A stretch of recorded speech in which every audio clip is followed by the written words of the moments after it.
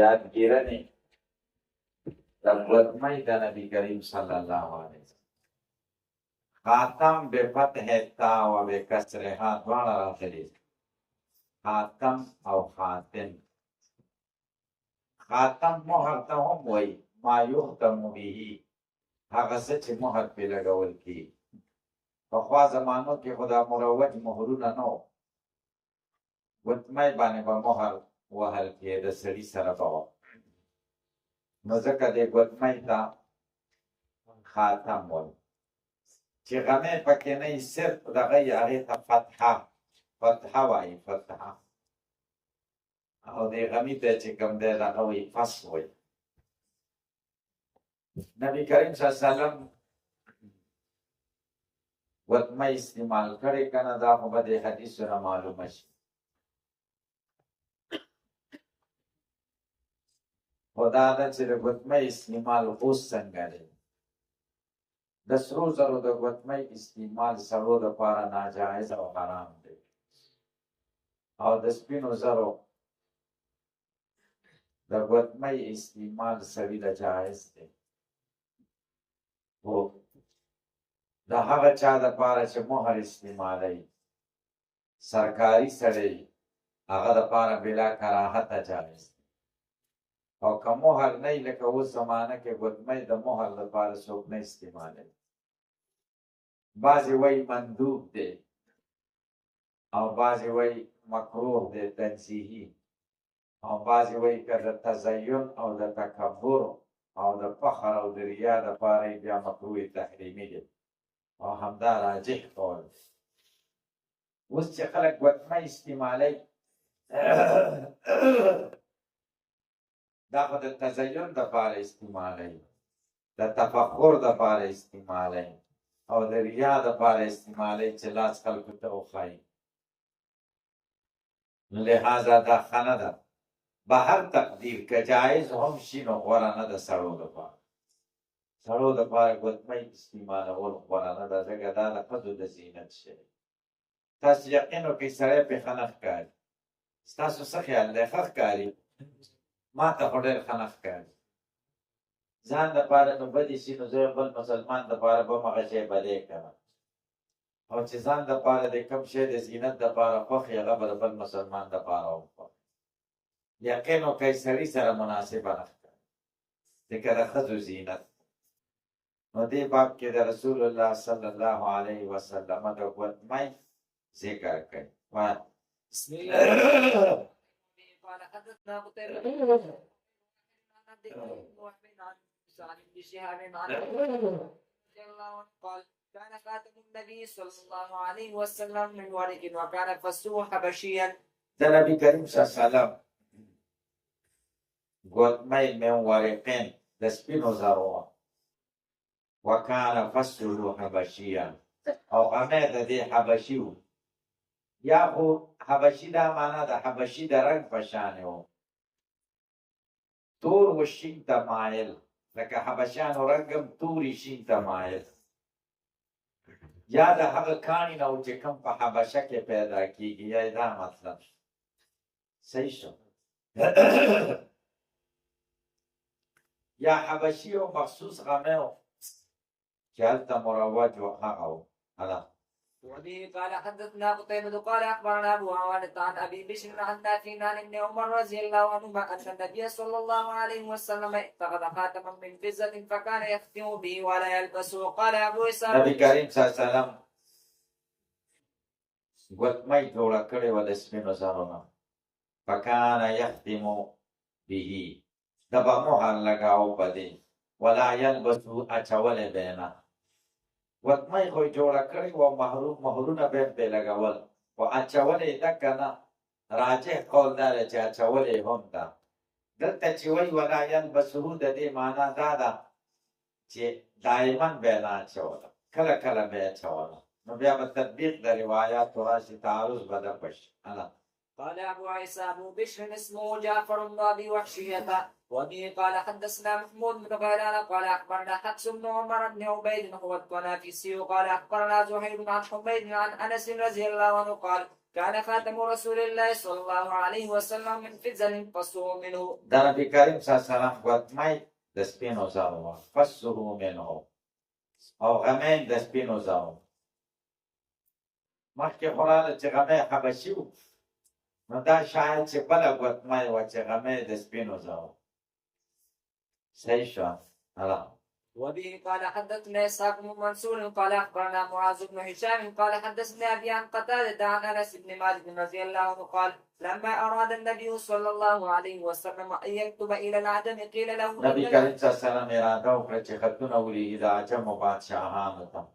قیل له دته ویل چې ان العجم لا يقبلون الا کتابا، عجم نه قبلې مګر داسې خط علیه خاتمون چې په هغې مهر وي. فاجتنى خاتما مهر جوړ کړ. فکأني انظر الى بیاضه فی کفه، لکه زه چې ګورم سپینوالي د دې ګوتمۍ ته فی کفه د ده په لاس کې تکه سپینه وه.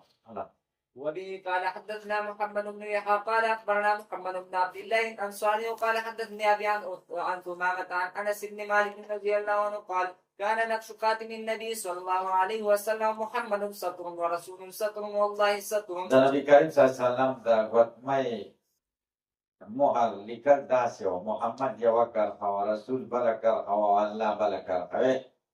داسې محمد، رسول او الله. پوه نه شئ؟ بنانه نه وه، ښکته ده محمد رسول الله. دې پوه نه شئ؟ ابوبکر صدیق چې بیا کومه ګوتمۍ جوړه کړې وه، د هغې لیکل دا و نعم القادر هو الله.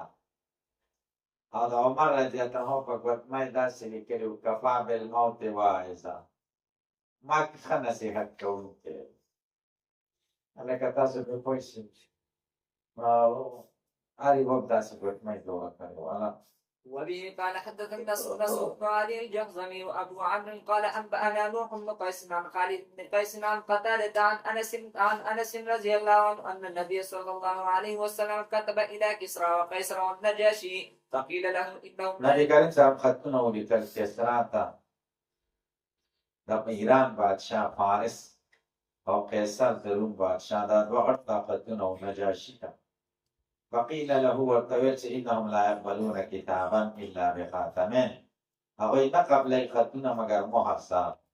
فصاغ رسول الله صلی الله علیه وسلم خاتما، نبی کریم صلی الله علیه وسلم مهر جوړ کړ، ګوتمۍ.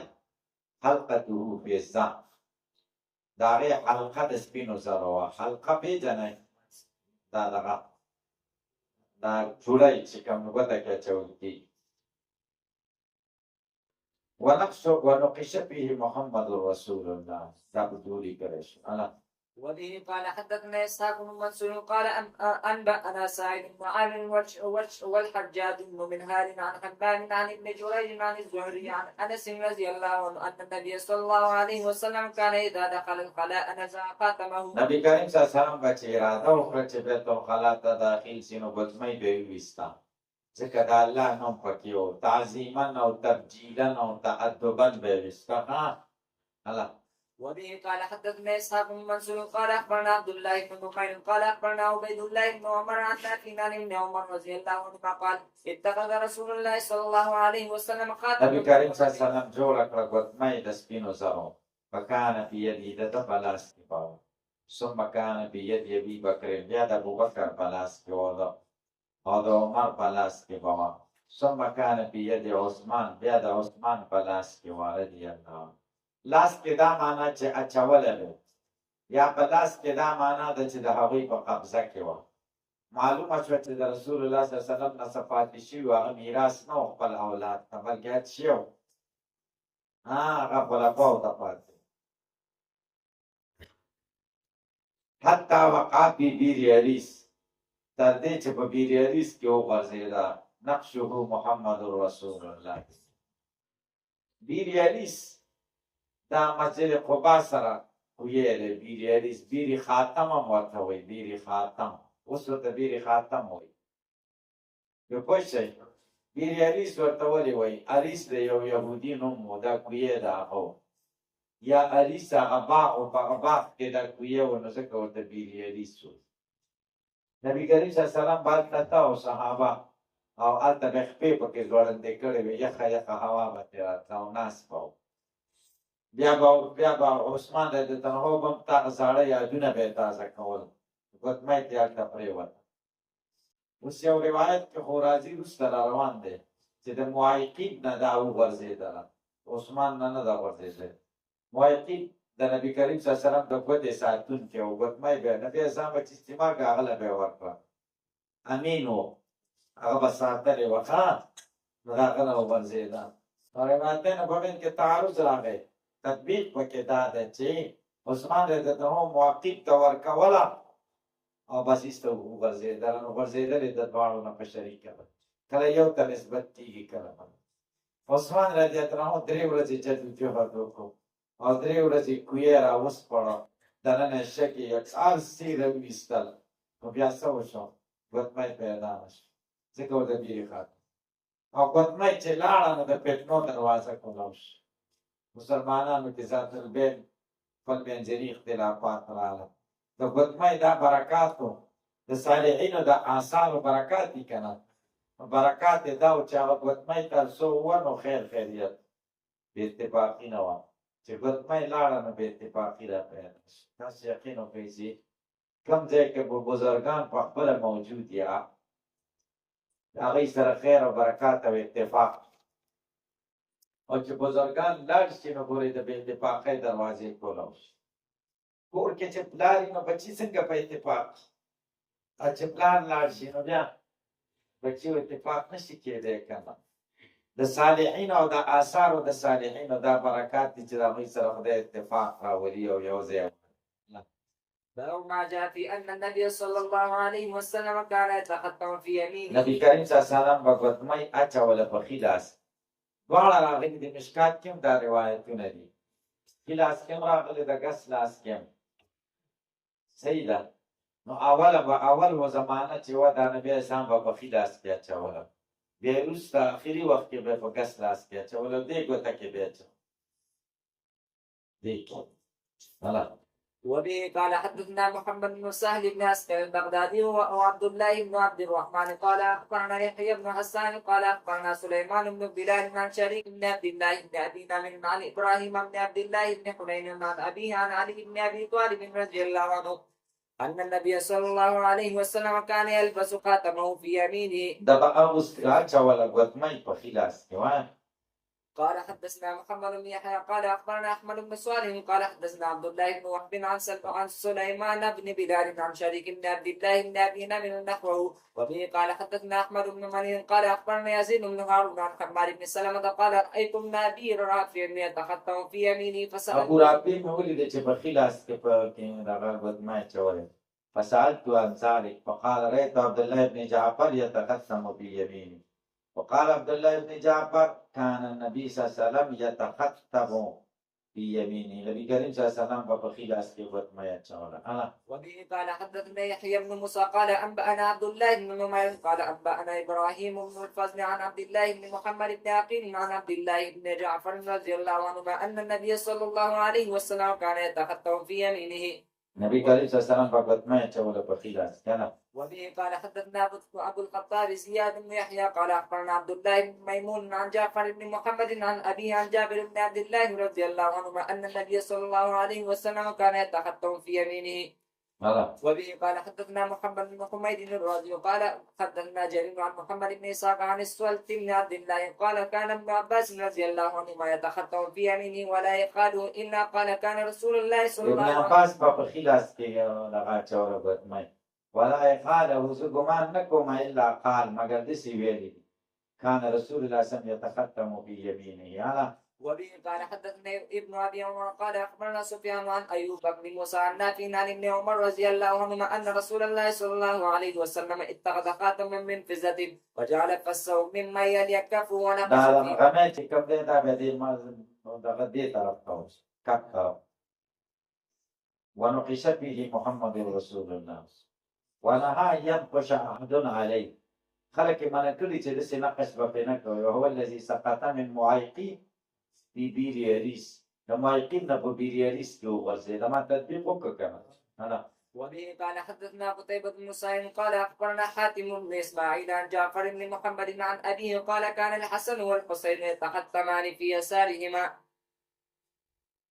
وبه قال حدثنا عبد الله بن عبد الرحمن قال أخبرنا محمد بن سواه بن الطباع قال حدثنا عباد بن العوام عن سعيد بن أبي عروبة عن قتادة عن أنس بن مالك رضي الله عنه أن النبي صلى الله عليه وسلم تختم في يمينه. قال أبو عيسى هذا حديث غريب لا نعرفه من حديث سعيد بن أبي عروبة عن قتادة عن أنس رضي الله عنه عن النبي صلى الله عليه وسلم نحو هذا إلا من هذا الوجه. وروى بعض أصحاب قتادة عن أنس رضي الله عنه أن النبي صلى الله عليه وسلم تختم في يساره.